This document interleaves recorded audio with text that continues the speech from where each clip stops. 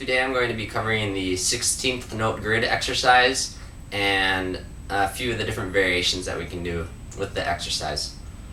So this exercise is nice because it's very mentally challenging. As we play it more and more and play different variations, we're going to become more mentally strong and better able to play a lot of different music without having to think too hard about it. So first what I want to do is I'm just going to play the exercise MP3, and I'm going to keep the beat with my hand on the pad just so you can get a feel for what this exercise is about.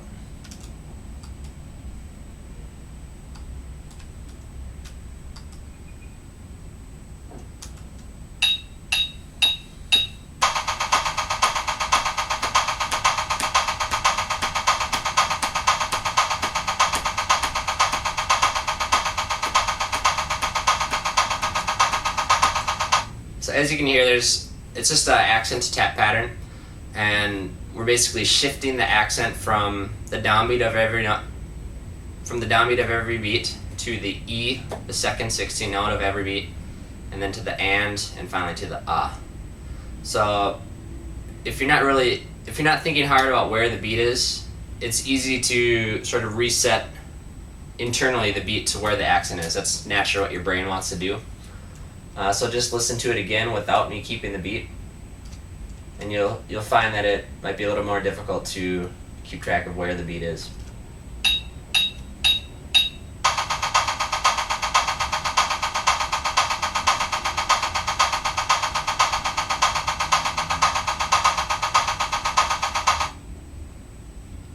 So one thing I teach a lot of people when they're starting out with this exercise is I want them to be able to play the beat with one hand and the accent pattern with the other hand, so that I know that in their mind their internal clock is constant and they're actually keeping the correct beat. So that would look something like this.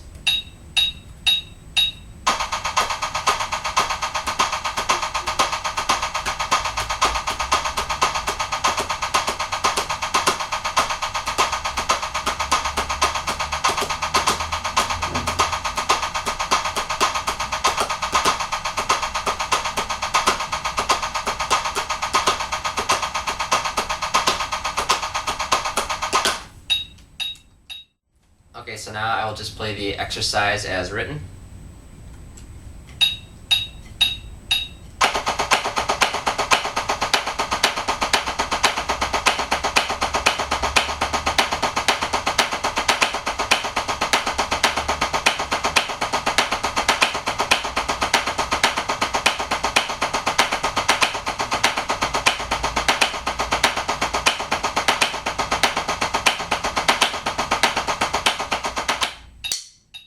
The first variation of this exercise I will do is the Parallelrudiment. So the accent pattern is going to stay exactly the same, but the sticking is going to change to paradiddles. So the first measure will just be a regular paradiddle. And then second measure, same sticking, but we're going to accent the second note. And then third measure.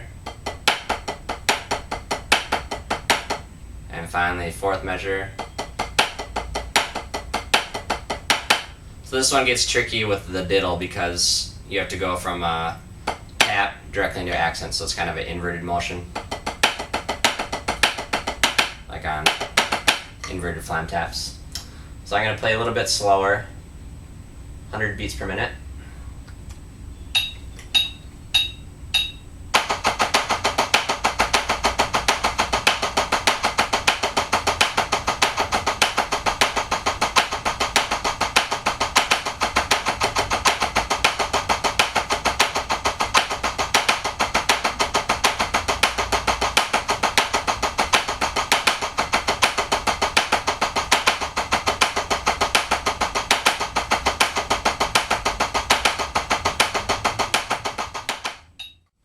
A couple more variations we can do are if we put a flam on every accent or a diddle on every accent and have the flam move with the accent. So a flam grid would look something like this.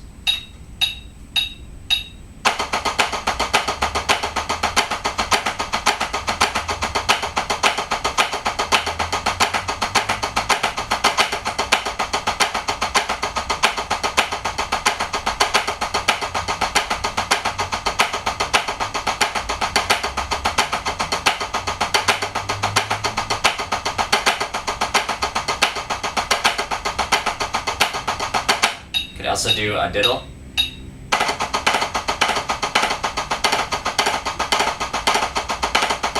And so on. One of the kind of fun things you can do with this exercise, instead of moving the rudiment with the accent, you can keep the rudiment fixed. And I really like to do this with diddles. It's pretty fun. So the accent is still going to move like in the exercise, but we're going to diddle the first note of every beat. So it sounds like this.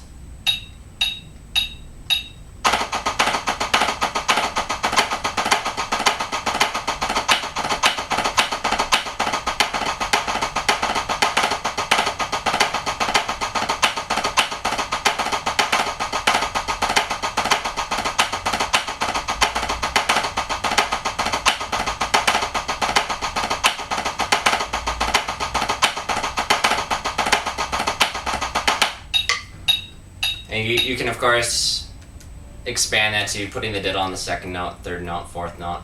You can do 5-stroke rolls, 7-stroke rolls. So the possibilities are really endless for this exercise. If you want to burn some chops, you can diddle every tap. So it's just like one long roll with a bunch of accents.